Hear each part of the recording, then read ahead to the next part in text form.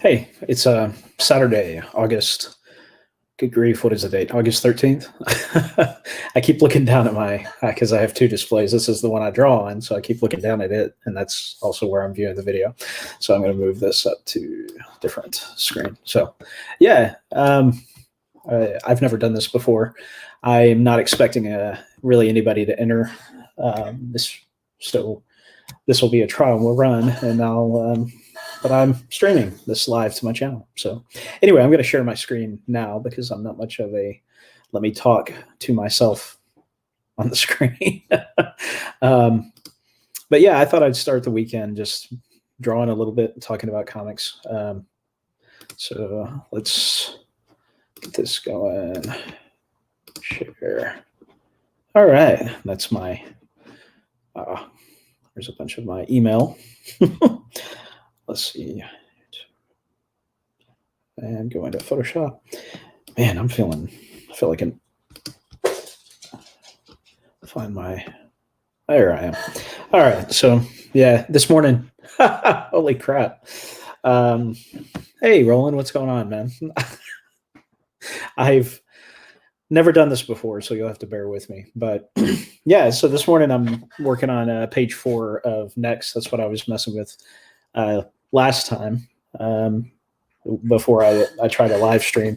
It's probably indicated on the channel, but I'm trying this through StreamYard. It's pretty cool. I can see comments and all that kind of stuff. And yeah, so it's kind of odd to have my computer set up this way, but hopefully it won't be super painful to watch.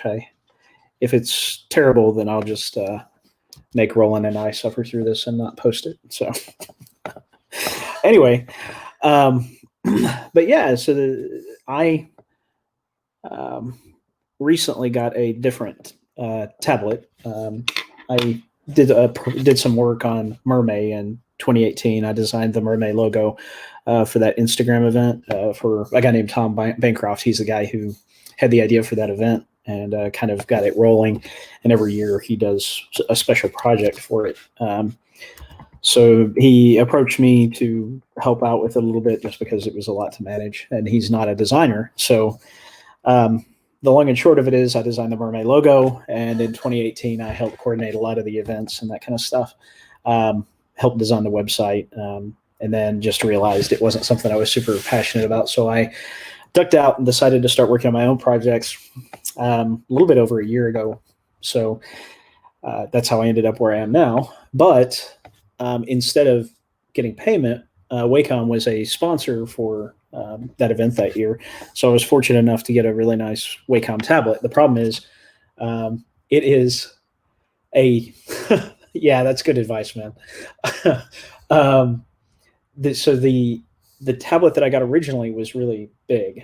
So I have been really struggling to work on it with my drafting table because I have a drafting table, my work desk, and also where I try to put that thing. And it was taking just a tremendous amount of room in my bedroom because a lot of people live in my house. So that's where my recording area is.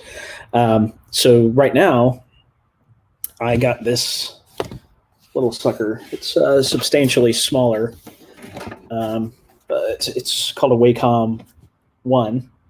And it's just a lot more manageable for the space in my house. So anyway, I'm testing it out. You get 30 days to kind of see how you feel about it.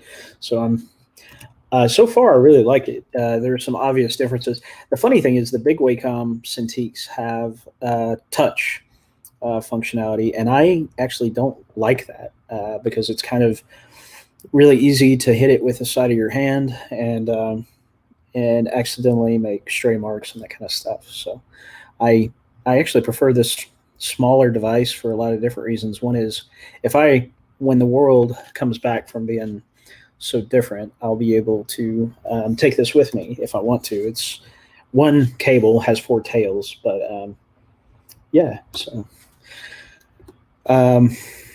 so page 4, just I'll zoom out to just kind of show you guys. I haven't had a tremendous amount of time to work on Next. But I did finish the page I was working on and the next page actually, so I can show you that.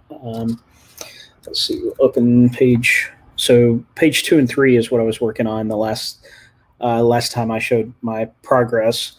That's the page I was working on while streaming, and then page 1 to, let's see, let's get page 3.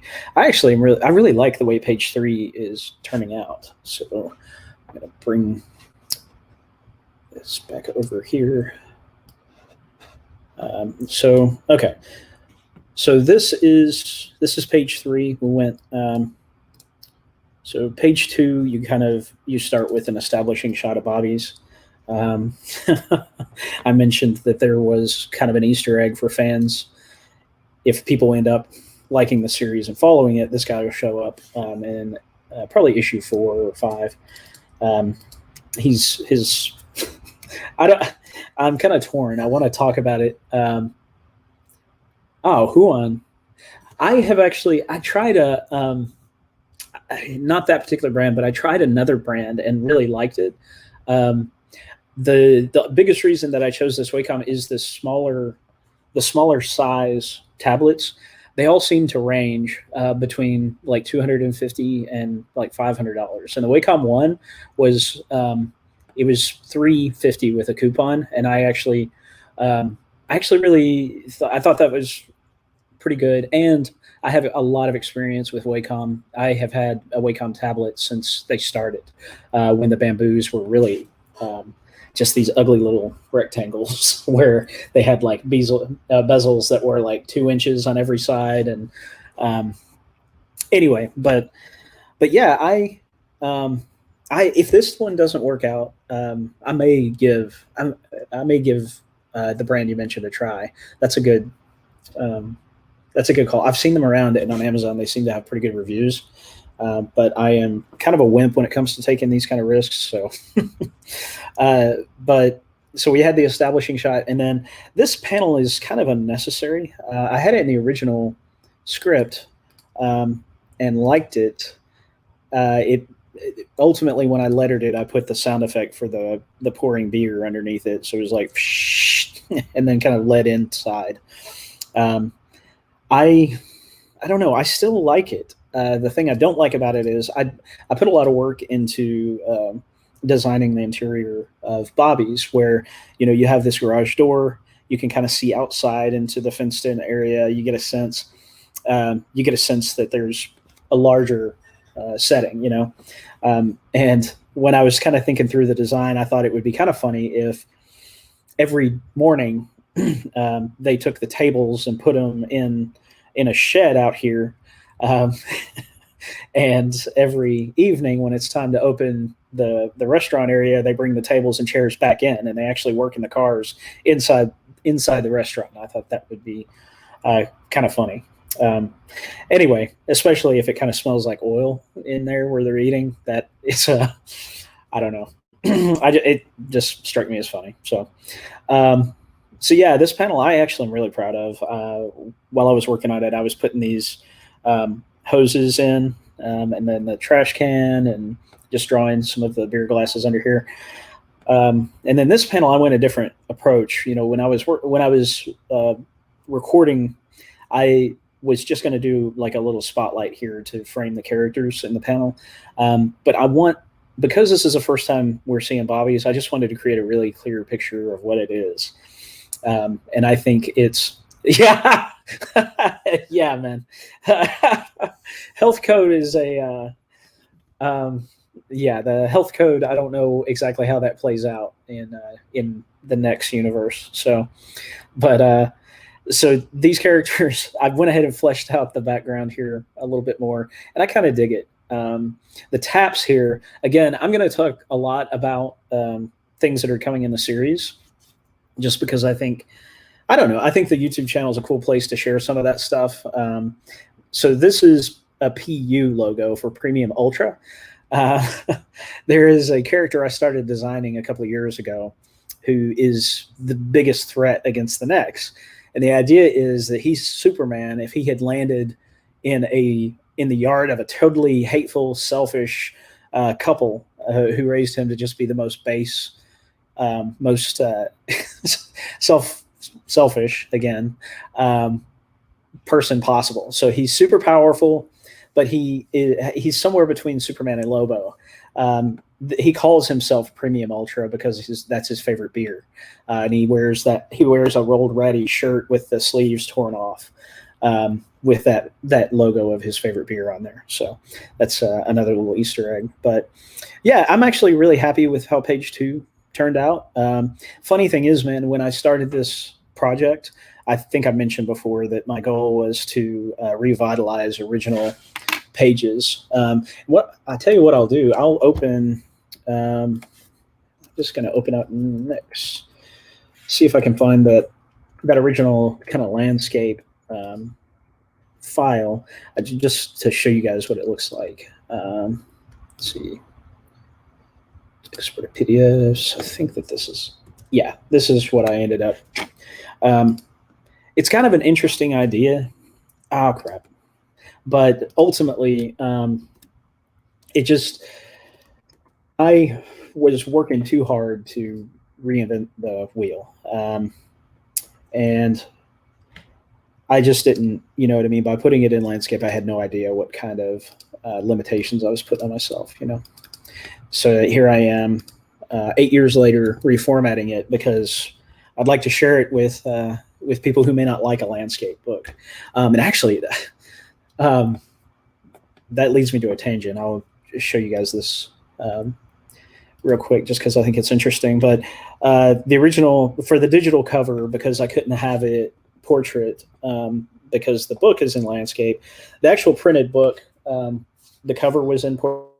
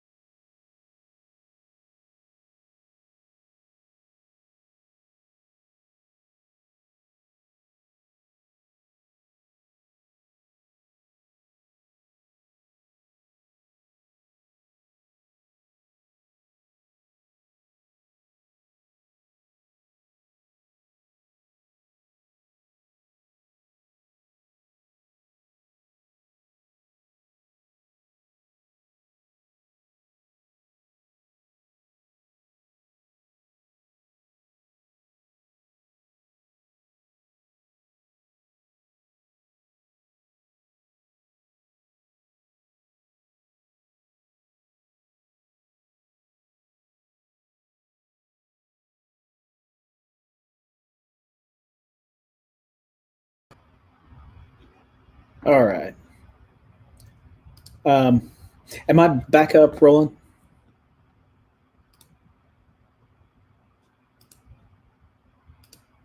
Anyway, I'll give it a try and kind of see if it works or not. So this is actually the kind of stuff I was hoping to work out with StreamYard to kind of cool. Thanks, man. I wanted to see how my internet reliability was for streaming and all that stuff. So this is all kind of useful information. So anyway, this is the cover, and I was talking about how it had to be the same orientation as the interiors, unlike the printed version. But you can see how this would be problematic for publishers. I made a lot of mistakes when I was creating this original draft. We had the first several pages are pretty good as far as using the aspect ratio, but as we get deeper in, you're going to notice that you'll have really thick margins on the bottom or the sides because I just wasn't as consistent as I needed to be. And this was my first. This was my first printed comic, and then on top of that, I was working in a format that I shouldn't have been working in that was very different from the standard. And so you can just kind of see some of the weaknesses in the layout, like especially like look at this page. I really just used all this dead space to fill the dialogue. And then on top of that, this panel was of course down here. and I ended up moving it up thinking, well, maybe that'll balance a little bit better. But this is just a really poor kind of layout of the panels. There's just a lot of stuff that I could have done better. And hopefully you can see the level of art. My goal with this, it's kind of a shame because I get embarrassed sharing next because I just know it's not an amazing example of my work.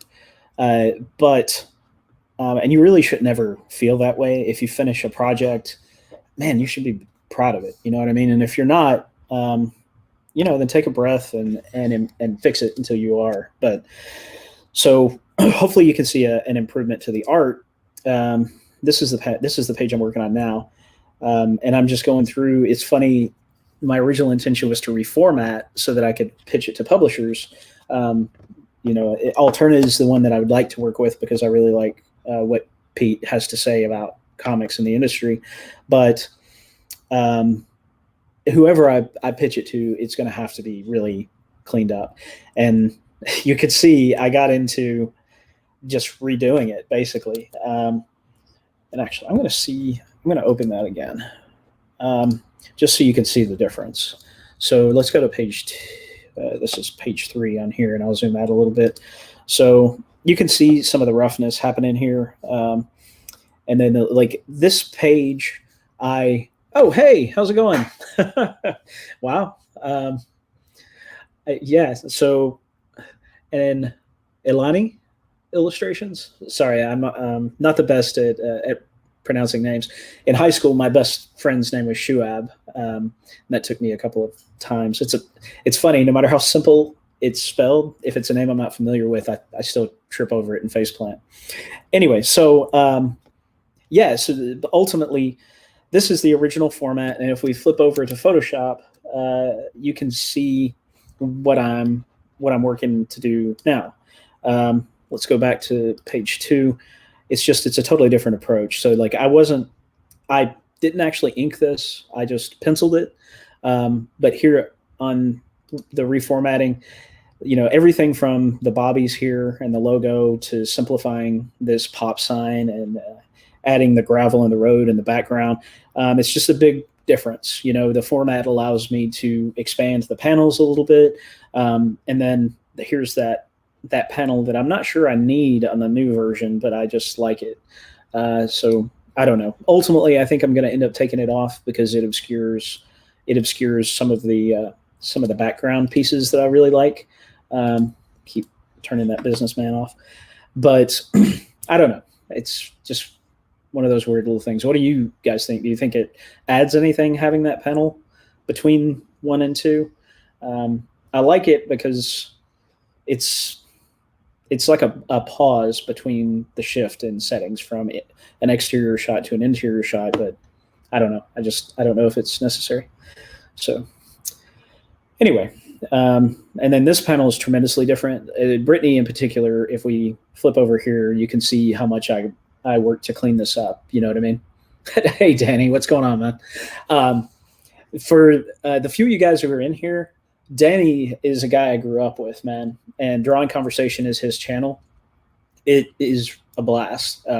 If you like comics and original art, you should definitely subscribe to it. If you're like me, Saturdays are my time to catch up on YouTube, do some drawing, fold some laundry. So I have YouTube playing all day in the background while I'm doing different things. So anyway, thanks, Danny. I'll probably take your advice, but anyway, but you can see, and then Desiree, this illustration of her face, I just didn't really dig here. Everything else had kind of cartoony proportions, but she's just not, I didn't think it was an interesting enough face. It looked, had some kind of realistic proportions, even though the lines were different. So I opened her up and gave a little bit more expression. So anyway, page 3, I actually really like. So let's open up. Sorry, it's going to take me just a sec.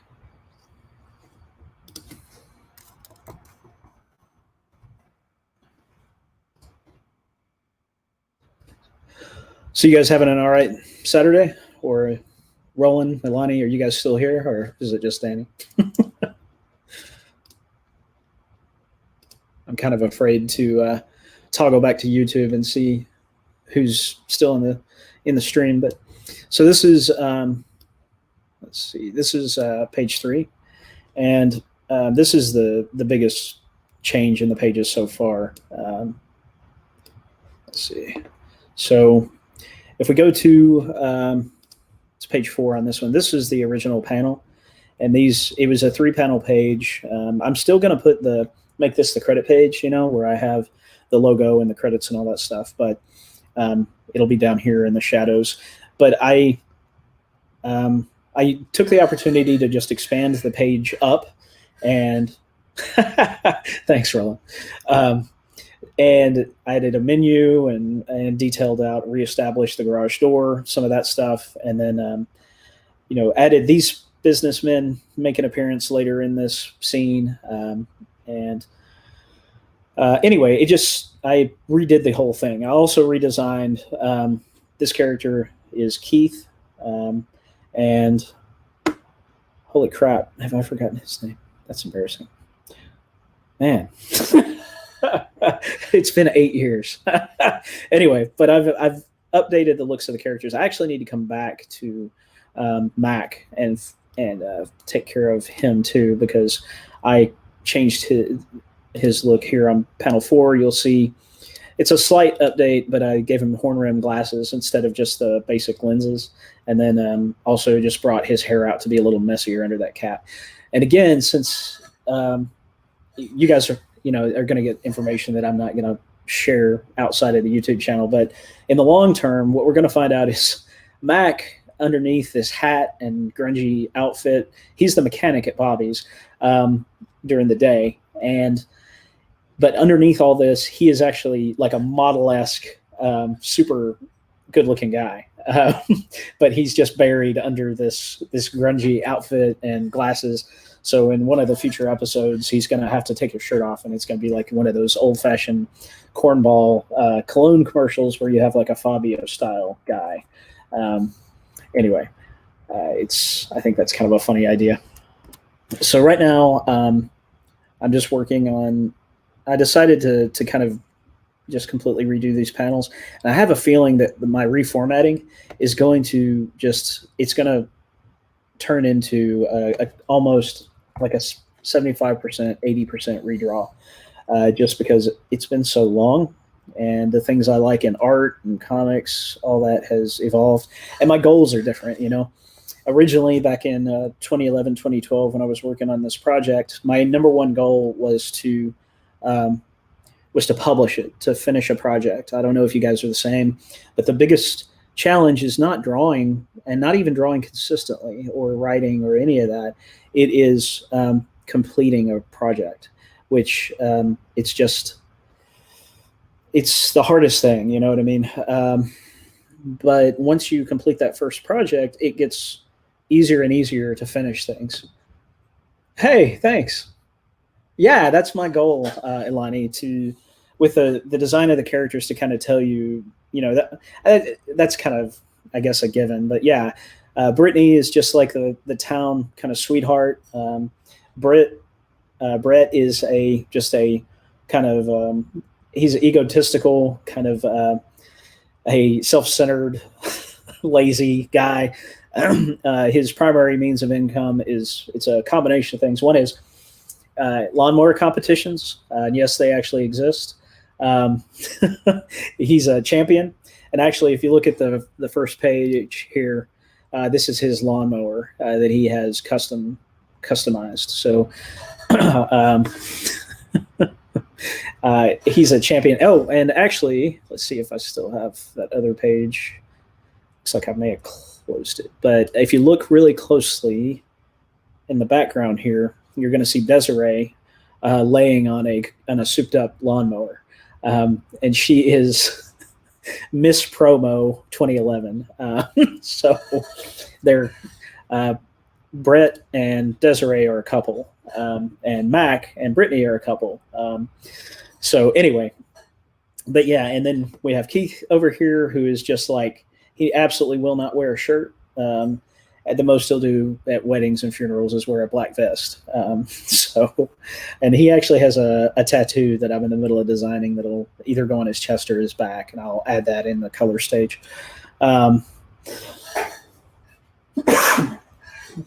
Man, I'm sorry. Let me mute for a second. I need to cough. All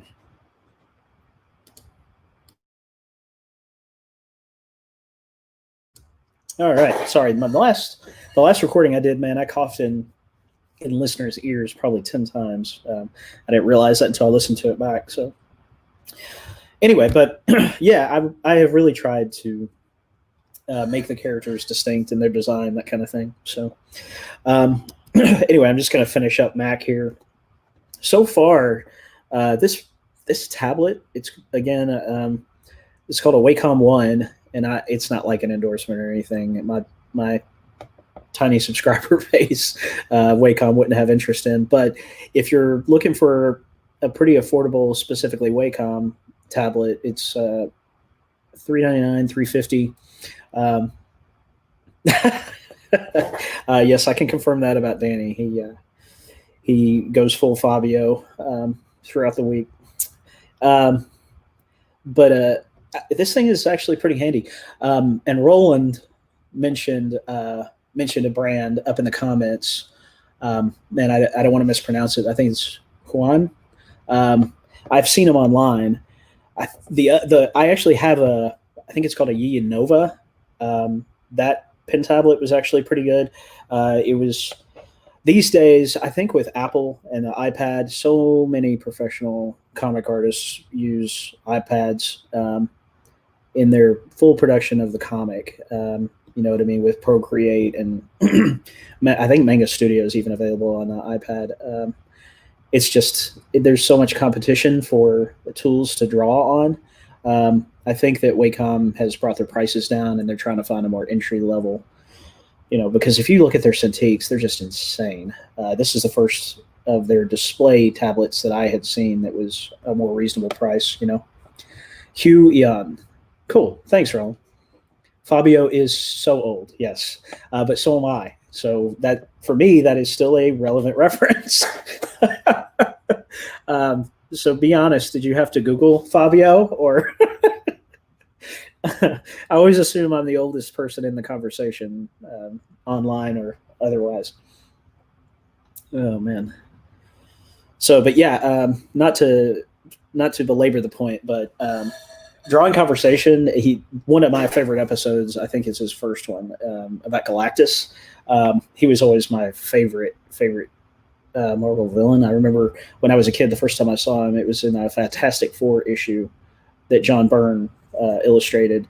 And as a kid, you're going to discover I have two favorite artists. Man, that is funny. I said the exact same thing last video, and that was a lie then. It's a lie now. I have a few favorite artists. One that I consistently mention is John Byrne. He just had a lot to do with my first exposure to comics. But anyway, the Galactus episode of Drawing Conversation gets into a lot of details, especially if you like just comic knowledge. There are a few of those. I also like NerdSync. He doesn't put out a lot of videos though, and Danny is a really good host. He and I actually collaborated on the latest episode about Superman. I have, when I was a kid, like a lot of kids that grew up in the 70s and 80s, I loved Superman.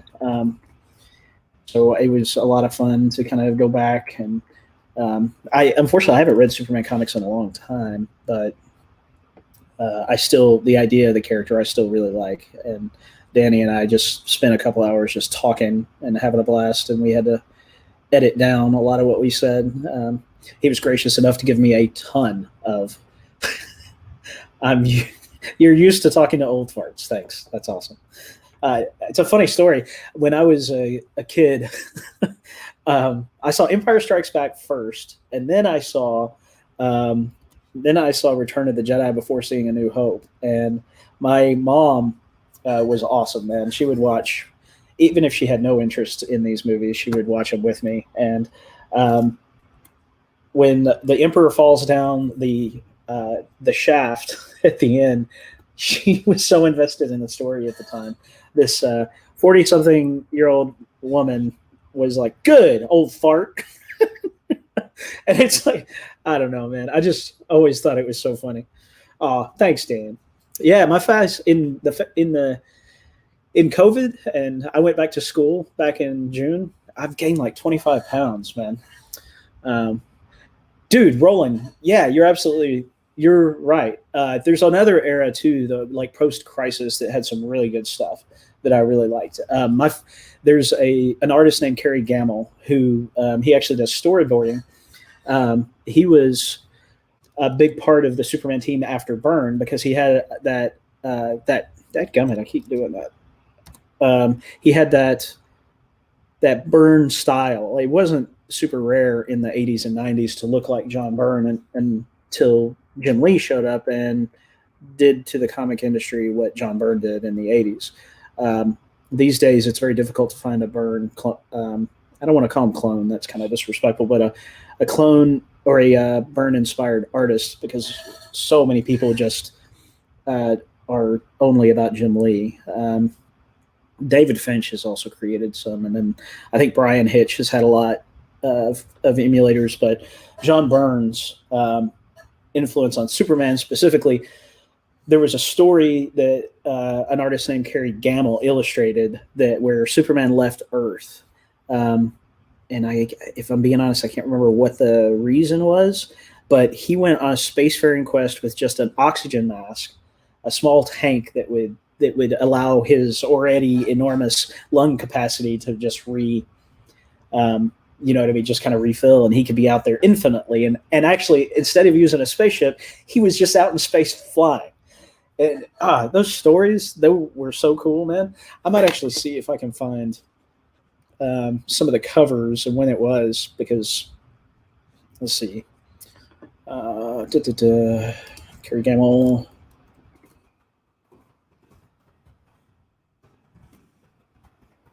Space.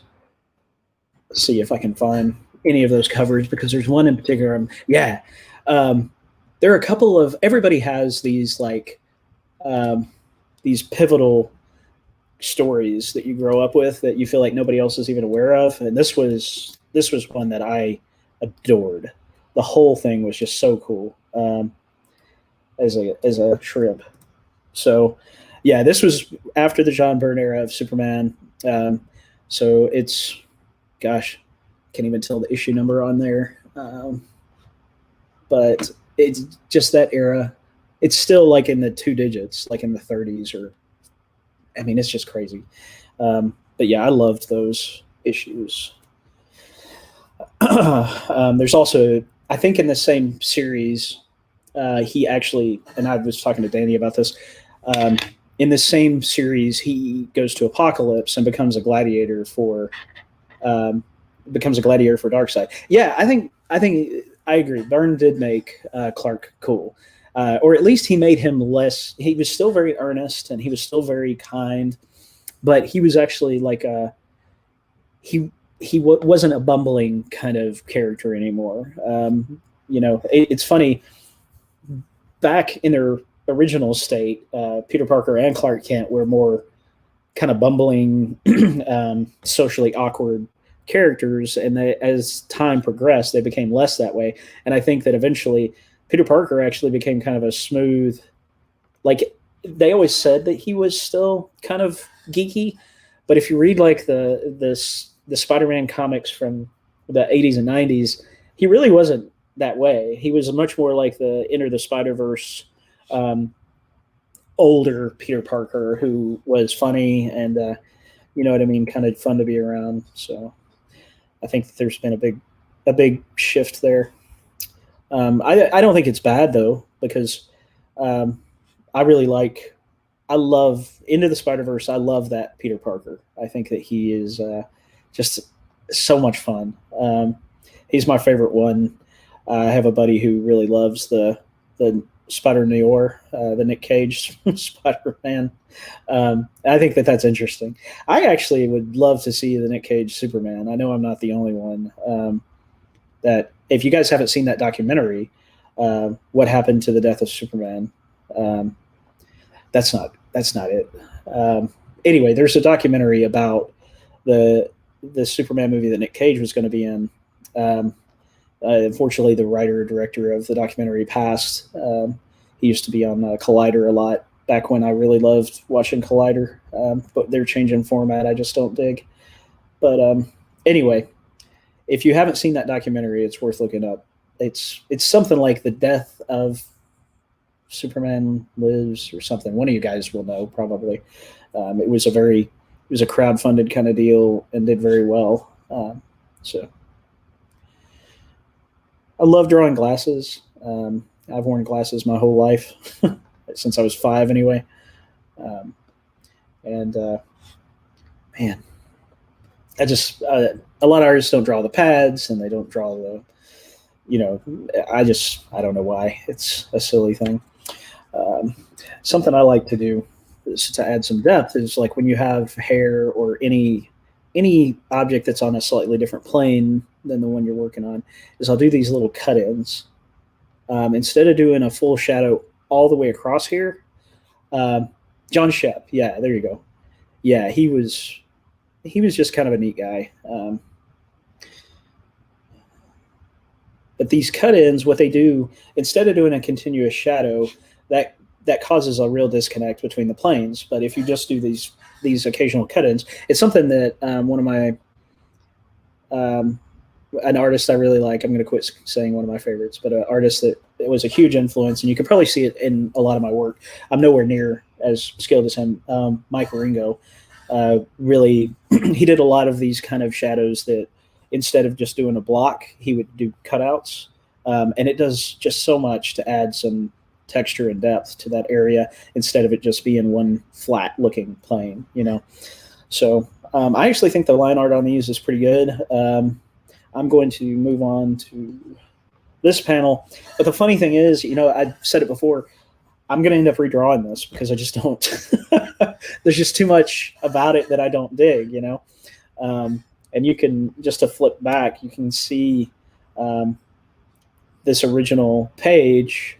Let's see, let's go down to, this is the original page, and just look at the difference, the amount of work, you know what I mean? It's funny, this scene here, I actually cut out. Keith has a crush on Brittany. And there were just several things going on. If any of you guys would enjoy reading the original version of Nex, just let me know. My email is Steven@Fox Storytelling, just like my channel name. Just email me and I'll send you a link to this. So hopefully me verbally sharing my email won't destroy my inbox, but I have some pretty strong spam filters on there anyway. So, but you can just see the tremendous difference. You know what I mean? I updated the characters. Honestly, I redrew all these 3 panels and eliminated 2. Exactly. Actually, what I'm going to try and do, because this wide format version of Nex is 60 pages. I think it's 54 content, and then I did let's see how many pages. Yeah, wow, it's 56 pages of 55 actually, because I did a title page, more like a traditional book. So 55 pages of this, and then I've got 30 more pages that was meant to be the next story. So what I'm thinking about doing, and my only fear is, what I'm thinking about doing is releasing a Nex Ultimate Cut on Kickstarter, but that would be if I can't find a publisher. Or I don't know if it would be better to just do one large 85-page story, or if it would be better to break it into 4 issues. You know what I mean? I don't know. I think doing issue by issue would be kind of cool. That wouldn't, but if I do a Kickstarter, it wouldn't be until, or an Indiegogo campaign, whatever, it wouldn't be until probably a year from now, because I want to spend the next month updating, creating a proposal, sending it out to publishers, seeing if there's any interest at all. And then once that's been exhausted, then I'll self-publish again. Probably, I don't know.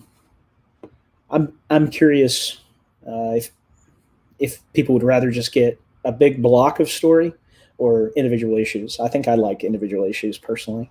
And then if, down the line, if I wanted to collect it all in one master thing, there's nothing preventing that. So anyway, all right. So I'm not even sure how to reblock this piece out. The dialogue here, I want to establish the relationship and have a few jokes. I like aspects of this. I think what I'm going to do is, instead of doing the background for like a fourth or fifth time, I think want to do, yeah, Danny, I am actually going to get back to Excel. I've been working on that in the background too. This, I think I shared on Instagram, but this is, I haven't scanned it yet, but I'm going to, let's see. Where's my, sorry, with these two screens, all right, so this is actually, that's what I worked on a weekend or two ago. I'm trying to really get a good feel for Arthur, and I'm actually, while I'm working on Nex, I'm also going to, I've been wrapping up this script for the first issue of Excel, and I'm really loving it. Yeah, for sure. There's a huge difference between Nex and Excel. Nex is just kind of a fun comedy comic, and I did that because no one does a really good comedy comic that I've seen. That's a too broad a statement, but like, I just haven't seen the kind of comedy comic that I love. You know what I mean? Most of them are really crass, or they're very specific in what they're trying to do, and I just want to do like a Futurama fun style thing. And I've got 85 pages complete of a story that I love, but I'm just not, you know what I mean? I don't know. So I feel like I'm just sitting on them, and it was wasted effort if I don't do something with them. But Excel is a really important story to me because it actually is somewhat autobiographical. So I don't know. It's about kind of my life, 2016, 2017. It wasn't quite as rough as Arthur Burns will be in Excel, but yes, I'm gonna get back to Excel. I just wanted to test streaming, and I'm not ready. I'm about 2 weeks away from drawing. Yeah, if you want it, you could have it. And then what did it? Roland said something up here too. They have creators that fund OGN, original graphic novels, and split them into floppies. Okay. Yeah, that's a smart way to do it too, because it reduces the risk a lot. If you're starting from a graphic novel, then that means that you have the content for the floppies already, and you can, then you're not behind this production situation. So anyway, yeah, brother, you make the joking face, but yeah, when an artist wants another artist's work, that's a huge compliment. So. I know you're joking, but if you're not, you're welcome to it. So, and now I subscribe to Timcast. So it's funny. He's probably if you're not familiar with Timcast, he's a YouTube news channel. And that is where I get the majority of my news these days, because I just can't handle so much bias out there these days. So, but yes, the tone of Excel is going to be, it'll have humor, but all the humor is going to come from the fact that the characters are funny. It's not based so much on, it's not going to be based so much on situations, my hope is that the situations will actually be kind of scary. And I can kind of show you guys, Danny, actually, I think everyone in here is probably familiar with Excel. Is there anyone in here that wants to see Excel if you haven't seen it already? If not, just comment, and I'll bring up my Instagram and show you some of that content. But no sweat either way. Otherwise, I think I'm going to just kind of work on getting this page where I want it. I'll probably I'm going to try and go for an hour, so I'll wrap this up in about 15 minutes. So anyway, but. This is actually a lot more fun than I thought it'd be. Thank you guys for kind of stopping in. I know you two in particular are so supportive, Roland and and Danny. It means a lot to me that you're stopping in. I know you would do it whether you loved what I was saying or not. So, and anybody else who checks this out retroactively, I really appreciate it. So, I think what I'm going to do to make this a little more interesting is make the figures a little bit bigger. The range on this panel is it's fine on the characters. Brittany is a little small for me. The perspective is a little bit weird. I think I'm going to eliminate the backgrounds and just focus on the characters here. Let's bring her leg back a little bit more. And in this original panel, you can see these guys and everybody's watching Brittany go away because they're. Thanks, Roland. I appreciate that, man. But yeah, everybody's staring at her because they just think she's beautiful. And anyway, but I want her to be the kind of character who doesn't act like, as my mom used to say, she doesn't know it. You know what I mean? So I want her to have kind of an innocent sweetness to her. So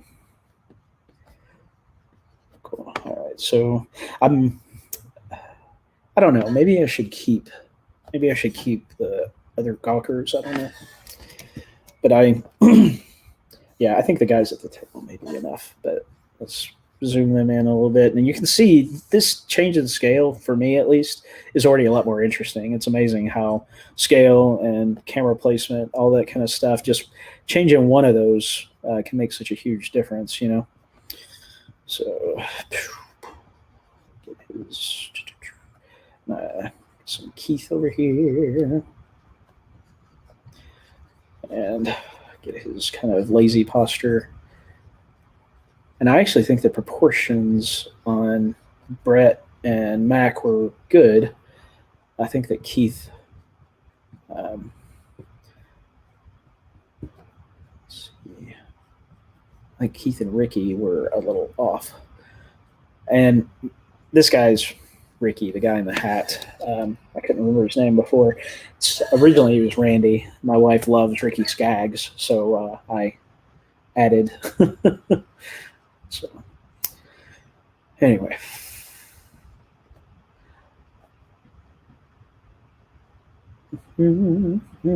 So, overall, you guys have paid a lot of attention to everything I've been posting on YouTube and Instagram.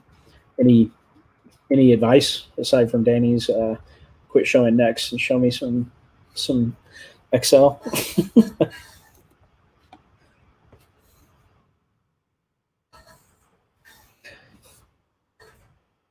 So, let's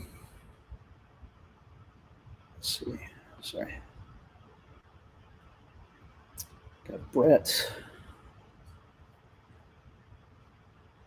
One of the things that I'm still trying to figure out is Brett's unibrow. I think it's funny, but it bothers me every time I look at it. I end up feeling between my eyebrows.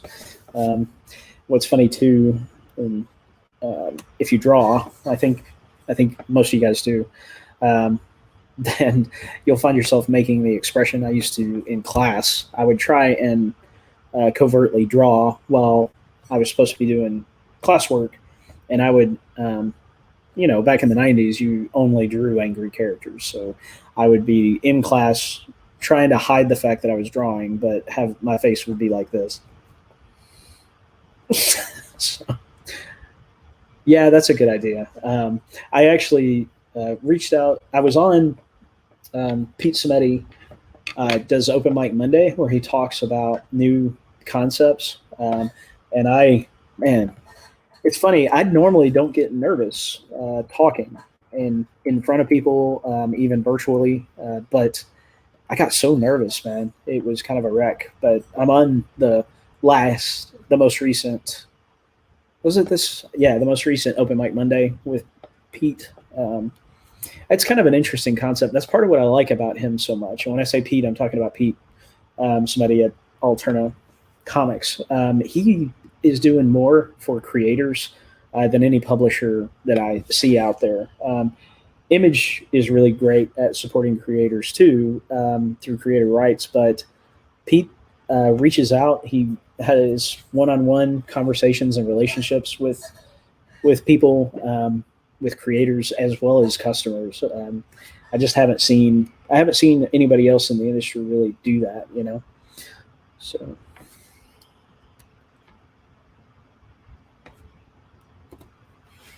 come on. I always bounce between the panels as I'm working. So all right, so I think what I'm going to do, I'm going to delete this layer, and this will make this officially a brand new page because I'm ditching that panel. So I think it's a pretty big improvement actually over the original. This is page 5 on the original. I mean, this has some nice aspects to it. This Brittany's not very good. This Brittany's a little bit off. And I never really liked my design for Keith. I don't know. It just didn't resonate. And then again, like if you zoom really close, you can also see the line work is just very rough.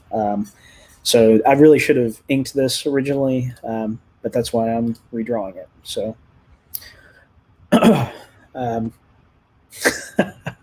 it's funny. The people in the room keeps going up and down. It's like, oh, you didn't think that.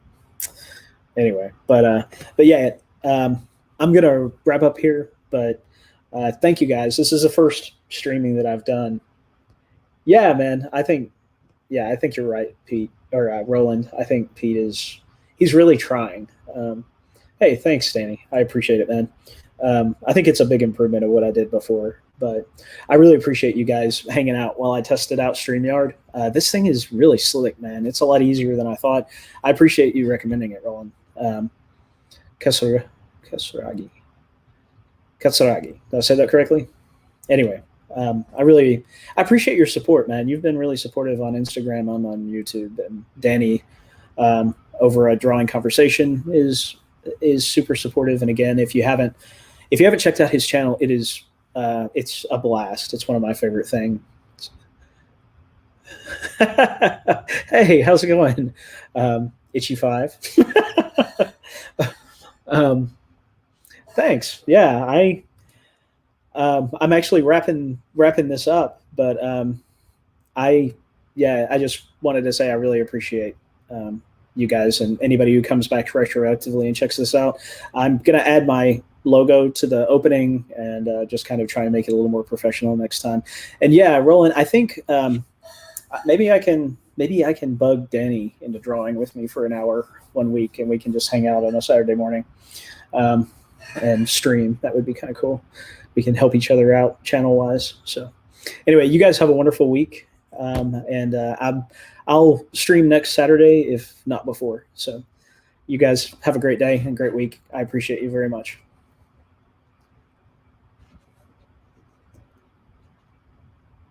And now this shows you how old I am because I'm having trouble getting my cursor over to the end broadcast button. All right. Seriously now, you guys have a great weekend.